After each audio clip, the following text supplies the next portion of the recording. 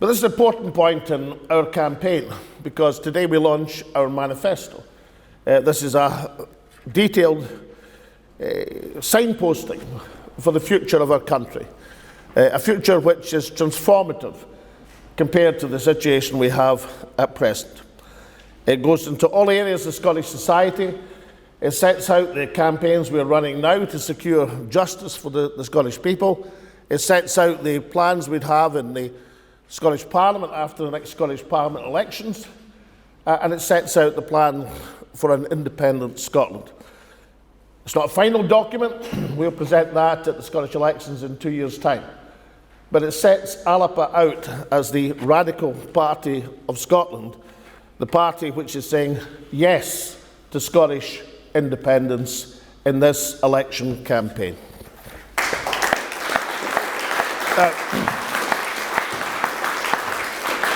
It's not actually the Einstein theory of madness, because Einstein didn't actually say it, but there is a theory of madness. An example of mad behaviour is when you do the same thing time and time again, but expect a different outcome.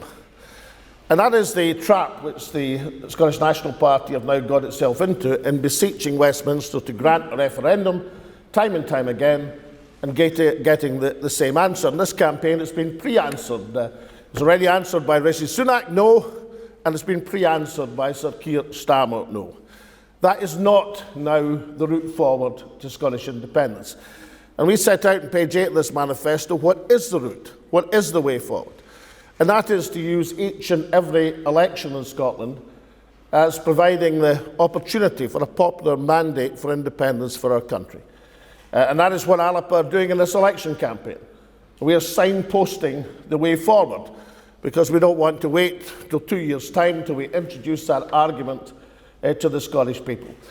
And the more people understand that argument, the more they'll see that's the way forward, and the more we shall mobilise the independence voters, who currently many of them would be intent on staying at home, or even worse, voting for the Unionist Labour Party. The polls are quite clear on this. 50% of our people believe in independence. Just over 30% intend to vote for the SNP. Where is that 20%? Well, that 20%, at least at the start of this campaign, were intending either not to bother or to vote for the Labour Party. And Alba's pitch in our campaign, our 19 candidates are driving hard at mobilising that independence support. We didn't intervene in this election to split the independence vote. We intervened in this election to mobilise independence support, to give people encouragement and hope that there is in Scotland a party which intends to deliver on Scottish independence.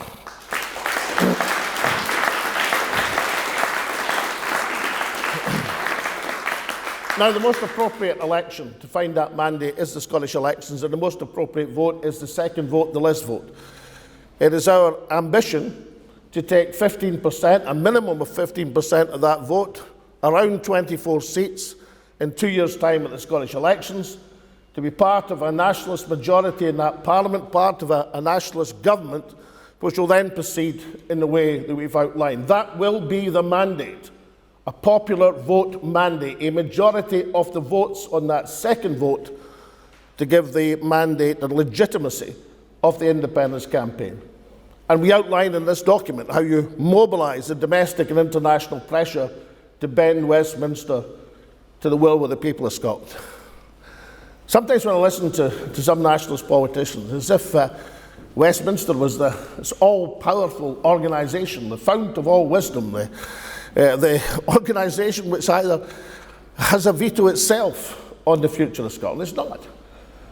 There's never been a period in recorded democratic history where the Westminster institutions have been weaker. They are weak, and they are vulnerable to determination, to pressure, and to a political strategy designed to exercise the democratic will of the Scottish people. And that's exactly what we outline in this campaign, in this manifesto. Of course, Scotland is not just in a political straitjacket just now, we're in an economic straitjacket. The Institute of Fiscal Studies have ruthlessly exposed the Labour and Tory parties as the phantom manifestos that they are. They're arguing for marginal changes around the edges of fiscal policy, and the result is that austerity will continue regardless of the result of the election and regardless whether it's Sir Keir Starmer or, and it now is pretty unbelievable, Rishi, the betting man Sunak, still retains control in Westminster. Either way, Tory or Labour, Labour or Tory, red or blue Tories, this is a recipe for continued austerity in Scotland. And in economic terms, what the problem is, and it certainly will be continued by Rachel Reeves, who's as economically orthodox as a former Bank of England employee as they come, the solution to the Westminster's immediate problems doesn't lie in fiscal policy, it lies in monetary policy. Because of the mishandling by the Bank of England of the economic aggregates, they've been paying an additional £20,000 million a year in terms of servicing government and borrowing debt, and gilts are still well over 4%. The way to release the injection that public services need and to end austerity in this country is to get borrowing rates back down to proper and reasonable levels. The Bank of England should not have inflation as their one and only target, and using interest rates which have been bearing down on real businesses and real people, wrecking household and business finances as their only instrument to attain it. It's what Ted Heath once called a one-club golfer, and that club has been clubbing the businesses and people of Scotland and indeed across the United Kingdom.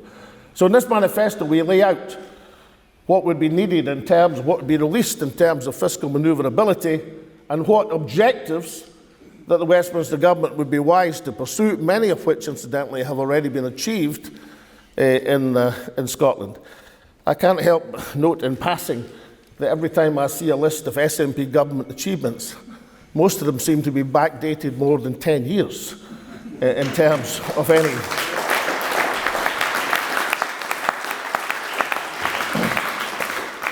There are things crucial in this manifesto for us, standing up for women and children, which Ash Regan has so nobly done as our MSP in the Scottish Parliament, as our group leader. The only person in Scottish politics who was prepared to sacrifice her job and her career to stand up for the rights of women and girls.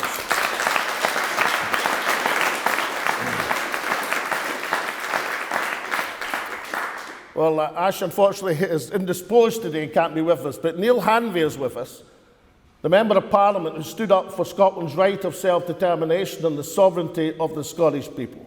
Let's hear it for Neil Hanvey's contribution to Alba.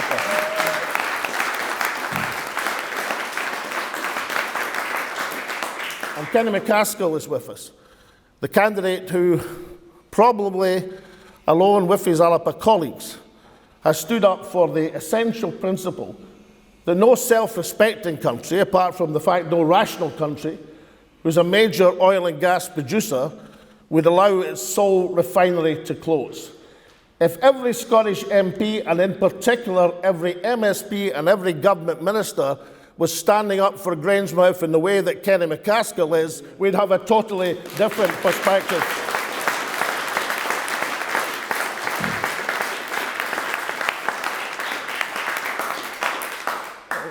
Can I draw your attention to a key part of this document, where we look at the range of social problems in Scotland and provide solutions to poverty, solutions to the great social ills which still bedevil our country. But there's no greater crisis than that of housing at the present moment. And we lay out in this document the plan to build 200,000 new homes over 5 years of a Scottish government term.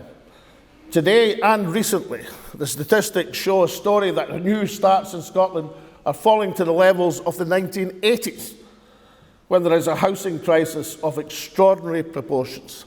The 200,000, by releasing 10 or 20 billion of equity from pension funds, available money to go into housing for rent, as a key part of our proposals. That 200,000 is going to be a down payment on the 600,000 homes that are required to make sure that every single family in Scotland has a safe, affordable heating, roof, secure, instead of the housing crisis that we have at the present moment.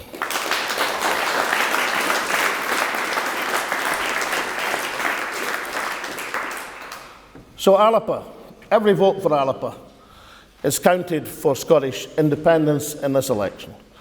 We say it's time to take real action to support families and support household incomes in the cost of living crisis. It's time to stand up to save Grangemouth from closure. It's time to stand with the workers of the North Sea and show them there's a party which will consistently support their livelihoods. It's time to harness the great resources, renewable resources of Scotland, and through a 20% public stake in every single oil field, make sure it works for the people of Scotland. We don't intend to make the same mistake as 50 years of oil and gas.